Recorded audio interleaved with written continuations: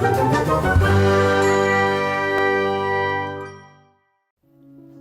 मित्रों, welcome to Sansad watch, India का असली reality show powered by we the people of India. संसद का मानसून सत्र मंडे यानी 21 जुलाई से ही स्टार्ट हो चुका है, लेकिन अभी तक चल नहीं पाया है। मतलब गाड़ी प्लेटफॉर्म पर ही खड़ी है। जहां एक तरफ संसद के अंदर विपक्ष सवाल नहीं पूछ पाया, तो वहीं vice president of India Jagdeep Dhankhar ने कुछ ऐसा कर दिया कि हर वक्त वाह मोदी जी वाह करने वाला मीडिया भी बस एक ही सवाल पूछ रहा है, वाई धनखड़ जी वाई। दरअसल सरकार के चहेते और विपक्ष को संवैधानिक मर्यादा सिखाने वाले धनखड़ जी ने सोमवार को अचानक से उपराष्ट्रपति पद से इस्तीफा दे दिया। अब ऐसा क्यों हुआ, इसका बैकग्राउंड क्या है और इसके पॉसिबल रीजंस क्या हैं, इस पर हम डिटेल में बात करेंगे। लेकिन सबसे पहले एक नज़र डाल लेते हैं संसद के सनसनीखेज मोमेंट्स पर। संसद के बाहर ऑपरेशन सिंदूर पर मोदी की दहाड़, जवाब में राहुल गांधी की ललकार, पहलगाम आतंकी हमले पर खड़गे के सवाल, SIR के खिलाफ अपोजिशन का प्रोटेस्ट और इन सब पर भारी धनखड़ जी का इस्तीफा। दरअसल मानसून सत्र का पहला दिन काफी हंगामेदार रहा। सोमवार की सुबह से ही अपोजिशन पार्लियामेंट में ऑपरेशन सिंदूर, पहलगाम आतंकी हमले और बिहार में चल रहे SIR के जरिए सरकार को घेरने की तैयारी में था। आखिर सरकार की अकाउंटेबिलिटी संसद भवन में ही तो फिक्स होगी। फील्डिंग सही से सेट हो सके, इसके लिए ऑल पार्टी मीटिंग भी कर ली गई थी। अपोजिशन इस बार मोदी जी को क्लीन बोल्ड करने पर उतर आया था, लेकिन सदन की कार्यवाही शुरू होने से ठीक पहले मोदी जी अपने मित्रों के साथ आए और ग्राउंड के बाहर यानी पार्लियामेंट के बाहर से ही मास्टर स्ट्रोक लगा दिया और पार्लियामेंट के इस सेशन का नाम भी बदल दिया। साथियों, ये मॉनसून सत्र एक विजयोत्सव है। यह देखकर योगी जी भी सोच रहे होंगे, ब्रो ये तो मेरा डोमेन है।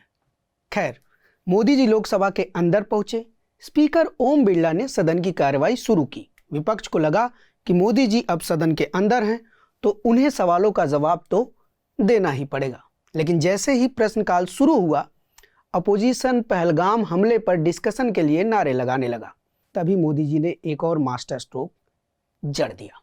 अकाउंटेबिलिटी और रिस्पॉन्सिबिलिटी को छोड़ा नेहरू जी के भरोसे और सदन से कल्टी मार गए।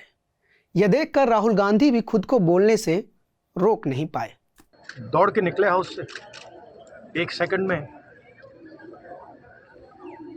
एक और मोदी जी इन मुद्दों पर चर्चा से बच के निकल गए, तो दूसरी तरफ राज्यसभा में लीडर ऑफ अपोजिशन मल्लिकार्जुन खड़गे ने नियम 267 का हवाला देकर पहलगाम हमला और ऑपरेशन सिंदूर पर सवाल पूछ लिया।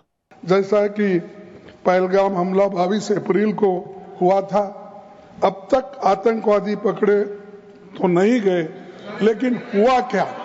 एंड ऑपरेशन सिंदूर के बारे में आपने जो दुनिया को बताया, हमको बताया, हिंदुस्तान के लोगों को बताया, उसकी बात कर रहा हूं। हमारे को इंफॉर्मेशन तो देना चाहिए। इन सवालों पर leader of the house JP Nadda ने कहा कि उनकी सरकार इन सभी मामलों पर डिस्कशन करेगी, लेकिन मल्लिकार्जुन खड़गे नियम 267 के तहत गलत विषय पर सवाल उठा रहे हैं और इस तरह से नड्डा जी ने खड़गे जी के सवालों का जवाब नहीं दिया। अरे गुस्सा मत करो भैया, अरे गुस्सा मत करो। Nothing will go on record, whatever I will say that will go on record, you should know. हालांकि राज्यसभा के तब तक के पदासीन स्पीकर जगदीप धनखड़ जी ने भरोसा दिया कि वह इस विषय पर चर्चा जरूर कराएंगे। The government is ready for discussion. The government is ready for comprehensive discussion. I will meet with the leaders, settle for a discussion, and I will ensure full-fledged discussion. यह सब दोपहर 12 बजे तक चला, जिसके बाद दोनों सदनों के कई सांसदों ने, जिसमें पक्ष और विपक्ष दोनों शामिल थे, जस्टिस यशवंत वर्मा के खिलाफ रिमूवल नोटिस सबमिट किया। जी हाँ, ये वही जस्टिस वर्मा हैं जिनके आवास से भारी मात्रा में कैश मिलने का आरोप लगा है।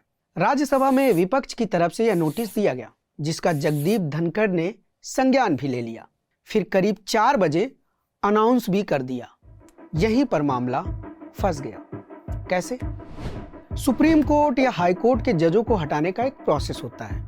पहले सदन में उनको हटाने का प्रस्ताव पारित किया जाता है। यह किसी भी सदन में पारित किया जा सकता है, लोकसभा या फिर राज्यसभा। फिर जजेस इंक्वायरी एक्ट 1968 के तहत एक जांच कमेटी बनाई जाती है। जांच में अगर जज दोषी पाया जाता है तो फिर सदन में महाभियोग चलता है। इसके लिए सदन का 2/3 वोट चाहिए होता है। इसके बाद राष्ट्रपति भवन से उसे हटाने का आदेश रिलीज होता है।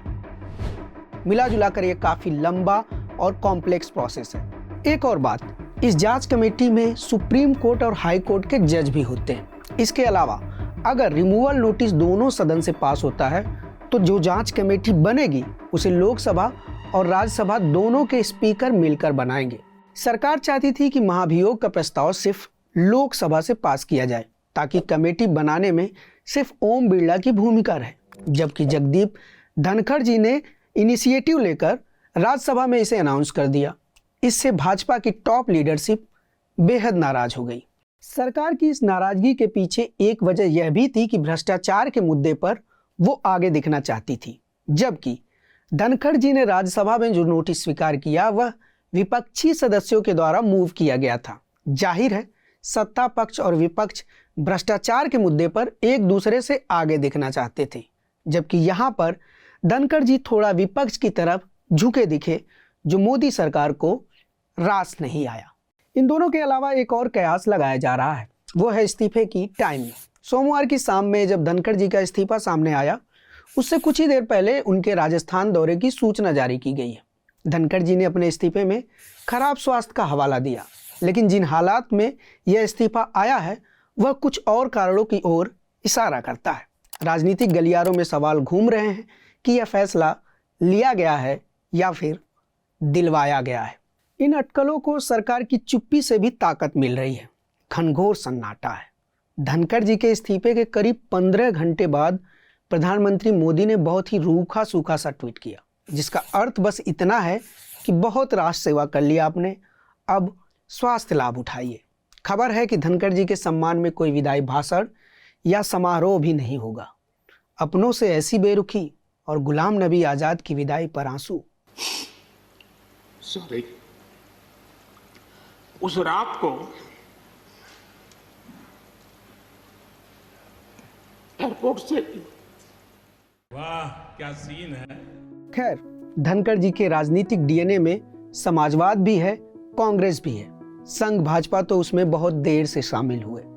वह संघ के करीबी कैसे हुए, कैसे ही देखते देखते सियासत की सीढ़ियां चढ़ते हुए उपराष्ट्रपति की गद्दी तक पहुंच गए, इस पर हमारे साथी शिवनारायण राजपुरोहित की यह रिपोर्ट बहुत विस्तार से बात करती है। आप चाहें तो इसे हमारी वेबसाइट newslaundry.com पर पढ़ सकते हैं। संसद वॉच के इस एपिसोड में बस इतना ही। मिलते हैं अगले एपिसोड में। आपको हमारा यह एपिसोड कैसा लगा हमें जरूर बताएं।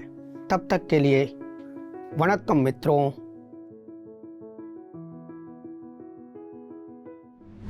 आपको उन मीडिया संस्थानों को समर्थन देना होगा जो सरकारी विज्ञापनों पर निर्भर नहीं है। न्यूज लॉन्ड्री ऐसा ही मीडिया प्लेटफॉर्म है। हम किसी से विज्ञापन नहीं लेते। न्यूज लॉन्ड्री को सब्सक्राइब करने के लिए newslaundry.com/subscription पर जाएं और अपने मन मुताबिक राशि चुनें। न्यूज लॉन्ड्री को सब्सक्राइब करें और गर्व से कहें, मेरे खर्च पर आजाद हैं खबरें।